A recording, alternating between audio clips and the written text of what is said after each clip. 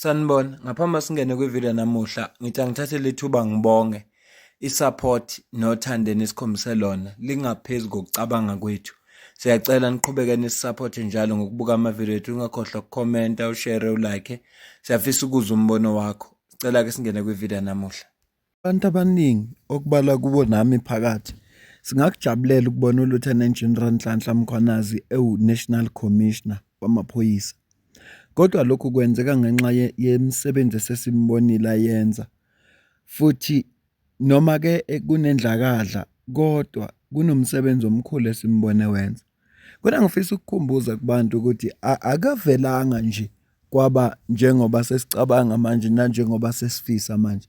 Kunesikhathi la akakhuluma khona ukuthi cha manje usezosebenzisa indlakadla ngoba ikulwa nobugebengu kunama challenges.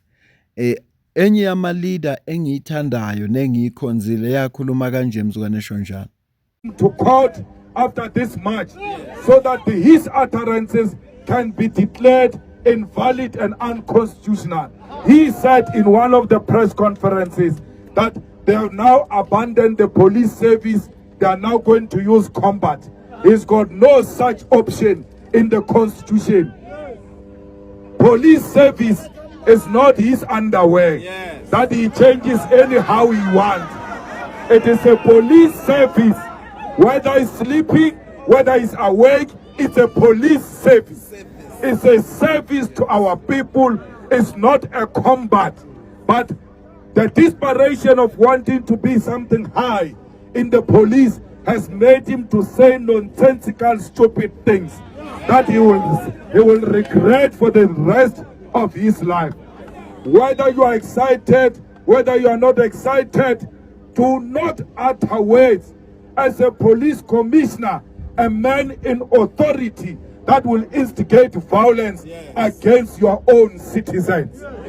Police must at all times act with restraint because they know that where there are many people, there is potentially agent provocateurs. Bona isifunde ngisifunde kulolu daba lika Lieutenant General Nhlanhla Mkhwanazi ukuthi uma kunento ofuna ukuyenza ungalaleli kakhulu into eyishiwo ngabantu ngoba ukube uLieutenant walalela lenkulumo leshiwo njengala nje abathi bazoya ecourt njobe sethe mazosenza indlakadla ukuba ilalela nabezindaba nabanye abantu ababebaningi eduze kwakhe wayengeke azayenze lento ayithe uzoyenza. Simbonile ke igebengu eziningi ekuthiwa ziqondene namaphoyisa asebenza phansi kaMkhwanazi zineshwa lokungaphili. Zivele zehluleka ukuphila ngoba nazo sifuna ukuba zigora ifuna ukudubula amaphoyisa bese ke ziba neshwa lokungaphili. So ngaleso sizathu emveni kokwenza konke lokho ugcina uMkhwanazi sesibona nokunento ayenzayo. Sesamuzwa futhi umholi yena lo engimthandayo ekhuluma kanje. Nhlanhla Mkhwanazi, Nhlanhla Mkhwanazi. He must be the commissioner of police, that guy, or anyone similar to that guy. I told Bheki Cele when we were in that place where the whites were trying to destroy a police station. Senegal, where it was me and Mkhwanazi came, I said to Bheki, this is the guy who must be a police commissioner, not these things you are offering to us all the time who are driven by corruption and not to protect the streets and protect the integrity of the uniform. Go and look at Nhlanhla Mkhwanazi, even his posture. Uniform oyatsena not dojeja mekaba je ja utswa ja makhulu. Nhlanhla Mkhwanazi, when you look at him, you see a man in uniform who's disciplined, who's determined to deal with crime. Konke lokhu usiyaisi ukukhuluma ngenxa yokubona imisebenzi enziwa uMkhwanazi. So isifunde ngisifundile noma yini oyenzayo yeka thina esigxekayo kodwa wena yenza umsebenzi wakho ufuna futhi wenzisise. Yazi ngithema ngililandela lo daba lolu ngase ngibona ukuthi hayibo khona izinto engingazifunda la. Ngoba uMkhwanazi akaza khuluma lutho.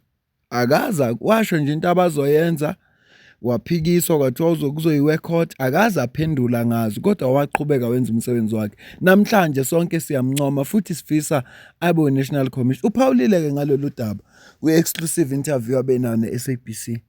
uphawulile ngodaba lokuba National Commissioner lona daba engifisa silibheke yingakho ngiqale ngicaphuna lama video akagcinanga lapho CIC waphinde wakhuluma kanje futhi. Well, you need to professionalize the civil service. You need people like Mkhwanazi, the Commissioner of Police in KZN, who knows that when I'm a policeman, I do police work.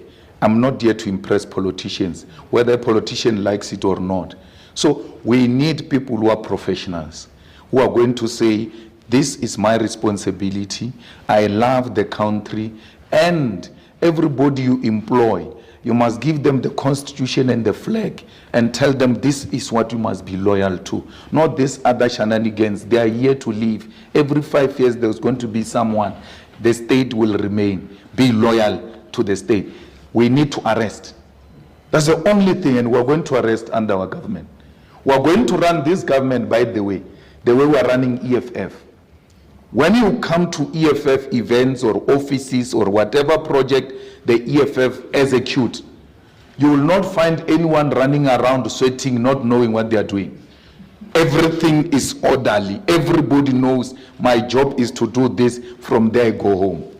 Khathi CIC ayikhuluma lenkulumo lena kwase sekusondela ama-elections esho naye ukuthi mabe ngase baphathe yini engase abazoyenza kangcono futhi ke enza umzekelo ngento epractical ebonakalayo ukuthi cha bayakwazi uku-organize naki EFF inaba nama-events akukaze kwathiwa kunegama ethi ngoba yonke into yabo in order kwi-order into yabo even a political party yabo kwi-order angeke uzwe sekuthiwa kunento elikhile yonke into ekhona ikwi-order waphuma endleleni baxosha manje abafani namanye ama-political parties ukuthi ungenza noma yini oyithandayo uhlale kuthiwa kuzoba nama-internal processes cha lapha uxoshwa manje uxoshwa noma kuthiwa bona abarongo kodwa kusala wena bazokuxosha. Ubuza uDr Mbuyiseni Ndlovu unalo ulwazi asidluleke singena udaba lika Lieutenant General Nhlanhla Mkhwanazi njengoba babona bebabili noBaba uNtuli la evikeni eliphelile sibabonile belwa nendaba yama illegal immigrants kwenye company uzochaza kumkhwanazi kabanzi ukuthi kungani amakhampani egcina eqasha bona labantu before singena kule ndaba yakhe kuba ucommissioner asiqale kule futhi ngibona omunye usisi wePA obevimbe kwesinye isibhedlela noma iclinic evimbile ethi cha wamukela abantu base South Africa kuphela ngizothi mangiqeda kucaphuna ubaba umkhwanazi bese ngiyamcaphuna nalo sisi.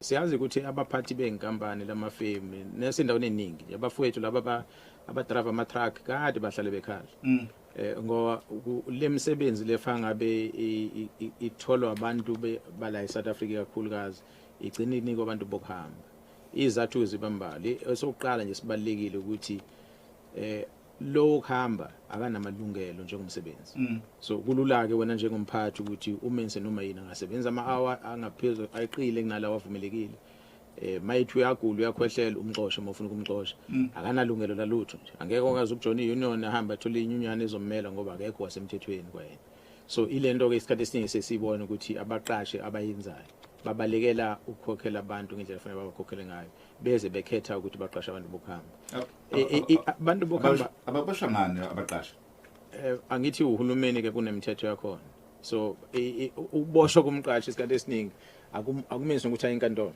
ayejele uyaboshwa yena kodwa ugcina ngokukhokha ifine onemali uyawazi ukhipha leyo fine aqhubeka azenzele into ayenzayo akufani ukuthi uzothi mawusenze lento kuthiwa mbohlala ejele ngaphakathi isigwebo sakhona nje bade ngisho ukuthi kufanele nizazi igwebo ukuthi amanye amacala ubona ngathi abaleke kakhulu kodwa zakhona samsana nawo esikwenza ukuthi abantu baqhubeka beloke beyenza ngicabanga ukuthi wonke ama-restaurant mawuthi uyabheka khona la agcwele bonke bokuhamba bona basebenza khona ema-restaurant osisi bethu nobhuti bethu abakwazi ukuthola umsebenzi ebalulekile ke umsakazi engiphathe kambi mina ngoba hayi ngoba nakho ngigqugquzela ukuthi abantu bangazwani behlele ezweni kumele abantu bazwane behlele ezweni kodwa sesijwayele kakhulu ukukhuluma ngokuthi laba bahleli ngongekho emthethweni eSouth Africa nayo inkinga esiba nayo kusamaphoyisa mayifika la umuntu afika applyele ukuthi ucela athi anikezwe imvumo ukuhlala eSouth Africa ngoba ubaleke ezweni lakhe elithile ubalekele into ethile ufuna ukubulawa ngekhathi applyile uapplyela ku Home Affairs abese yalinda bese yafika amaphoyisa nomkhwanazi bamfunisa amaphepha athola akawa amaphepha ngoba Home Affairs akwamphendula siyambopha mayisefika enkantolo abashushisi abakwazi ukumshushisa ngoba ufika lapha namaloya akhe athi nayi proof ukuthi Salini Home Affairs uthi asiphendule sefuna dedele abuyele emgaqweni lihlangane naye iphoyisa limbophe futhi ahamba enkantolo athi umshushisi ilo yakhe ithi Salini Home Affairs abuyele emgaqweni sinaleyo nkinga ke inkulu isinayo njengoba ubabona sibaqoqa nje bemaningi ofuna ngelilanga uze namakhamera kubheka uHome Affairs ukuthi anisibonise ninabe begelwa amabhasi behamba ukuthi sibabone ukuthi niyabahambisa ke manje bangaki and masiyabheka ukuthi kulabo abahanjiswayo bangaka sebeke baphinde babuye futhi ngoba nje sinaleyo nkinga ukuthi umngcele lo wethu esakhelene nawo ayikho into evimba umuntu ukuthi angacross. Bona nje mawulalela ubaba uMkhwanazi uyabona ukuthi usemningi umsebenzi ofuneka wenziwe ikakhulukazi abakwa Home Affairs. Asibonge nje nento eyenzeke ngogudi ukuthi ba introduce ama drone. Baningi abantu ababoshiwe bebengena ngokungekho emthethweni. Baningi ngempela ngoba lama camera akwazi ukubona usese distance futhi abagcini ngokubopha lo weqayo babopha ngisho imoto leso kuhamba nayo ngoba imoto kukhona la sifike zime khona behle labantu beqe ngesikhathi yona isaye eborder isawodlula lapha ya bebe labantu bebehamba ngendlela afuna bahambe ngayo bethi uma sebewelile sebengase South Africa bese le moto ifika ihlangana nabo endleleni ibathathe into abayenzile ke bavele nje laba be-border management babopha kwa driver loyo bathatha ngisho imoto ngoba udriver usuke nolwazi ukuthi labantu bayokweqa usuka nabantu le abangenawo amaphepha asikuncome lokho kuhle kodwa uyabona ukuthi kusenomsebenzi omningi ofuneka wenziwe ngathi ngikhuluma ngelilanga ngcomo uthi usebenzile lo mlungu ngathi le posting aneke umlungu ngoba ngathi isetshenzwa kangcono mayiphethwe umlungu bathi abanye cha wayekhona ubabu Dr Mthweni Mtswaleli Mthweni Samuel lapha ngabuza ukuthi wayengawa introduce ngani so angifuni ukungena kulo politics kodwa nje ngiyamncoma lo mlungu ngoba umsebenzi awenza siyawubona sengathi ke kunga improve kakhulukazi ukusebenza kwabo lapha ya Home Affairs asidlulele kulo sisade ngikhuluma ngayo. No, we can go to the hospital. We are enforcing Section 17 here. Is she a South African? I'm asking. Yeah, okay. So I can't. Are you a South African, Mama? We spoke to the hospital here. We spoke to minister. I'm a police officer. There were rounds of There's a pass there. There's a pass in Section 17. We were a small zap for a big zap. The small zap for a big zap. The big one. Or the round one. Does she not have a government? Is our health covers are supposed to Oh, be God. No, it's not. Our health covers. Don't try, come on, Jake. No. Come on, just keep the bag, please. We spoke to the hospital. Are you South African? Yeah. Only South You say Africans will when pass I here. can someone, yeah, you got, you speak like, Only South Africans will pass here. yeah, like just, you see the, Only South Africans the will lady, pass here. We are enforcing Section she's, 17 today here in this hospital.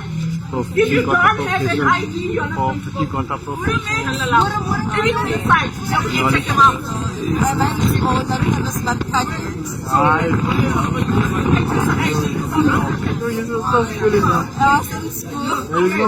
Why did you Ngeke ngiphawuleke ukuthi okwenzekayo kuhle noma akukho kuhle cha kodwa ngithi angikuvezele nje ukuthi na into eyenzekayo manje iPA yakhumbula uGatin Mackenzie ngesikhathi se campaigner ukunesinelo kuneslogan ayisisho ethi abahambe ngiyacabanga ukuthi bavele njengePA bathi cha asikhombisa ukuthi lento sasikhuluma ngayo siyakwazi ukuyenza udaba ke ngiqale ngalo lika Lieutenant General Nhlanhla Mkhwanazi esifisa Thintabo Commissioner uPaulile ngalo bambuzile ukuthi ngalo ukuthi yena uthini ngalo daba mangathiwa nje uyanikwa lelo thuba engenze njani ekuphenduleni kwakhe ke ukhulume kanje lesa National Commissioner isikhundla la umuntu abekwa khona umongameli wezwe kuphela akuyona ayadvertise wake le ukuthi kuzoyi advertise nje kubizwa abantu ukuthi abeze ku-interview ukuthi bawo National Commissioner cha ayenziwa lento umongameli nje kuphela so abantu abehlisa amaphaphu ngoba noma banganezifisa abanazo ngeke yenzeke leyo nto uma ukuthi isikhathi asikafiki ukuthi senzeke umuntu kanti futhi nakulowo muntu abamcabangela yona ukuthi besifisa ubani ukuthi enze ukuthi ungathola la umuntu akanaso leso sifiso yena u-right la ekhona yabo kufanele ukuthi uma uyi-player nje groundini ufuna ukushaya amagoli hayi ukuthi ube ucoach uhlale eceleni kwe-ground. Okay. Yona mpendulo kaphenduleka emayibuzo washo ukuthi ukuba national commissioner noma abantu befisa njengoba nami ngisibalile sifisa ukuthi abo national commissioner kodwa lokho kulele ku president. Umuntu nje okwazi ukwenza lokho ukuthi appoint umuntu ambeke kulesa sikhundla upresident.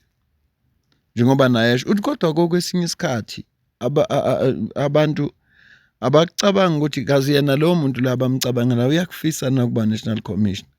Wake wa-actor as u-national commissioner wavukelwa zinkinga bayakhumbula babona ivideo yakhe last nje bayise parliament ethula izinto ezamehlela ngesikhathi i-IPD yami investigator wachaza kabanzi. So ngiyacabanga ukuthi ngoba kunama politicians aphazamisana nawo ngiyacabanga ukuthi emveni kwaleso sigameka kabange safisa ukuthi abe national commissioner ngoba wabona ukuthi inkinga enkulu ekhona igebengu zi politically connected uthinta isigebengu kunyakazo sopolitiki ukhona lathi khona wakwahlalisa unyaka wonke ekhaya wahlala nje waholelwa mahala ngoba wayithinte i-senior politician. Ngicabanga nje ezinye zezizathu ezenza ukuthi naye azathi mhlawumbe akakulangazeleli kuba national commission kodwa into asitshela yona njengomphakathi asehlisa umoya. Uma lokho kufanele kwenzeke upresident uyomqoka ukuthi abe national commissioner ngoba leso sikhundla umuntu ongena kuso uqokwa upresident. Ilokho bengithi angikulethele khona osukwini lanamuhla mina nawe bese sidibana kwivideo elandelayo. Ngiyabonga.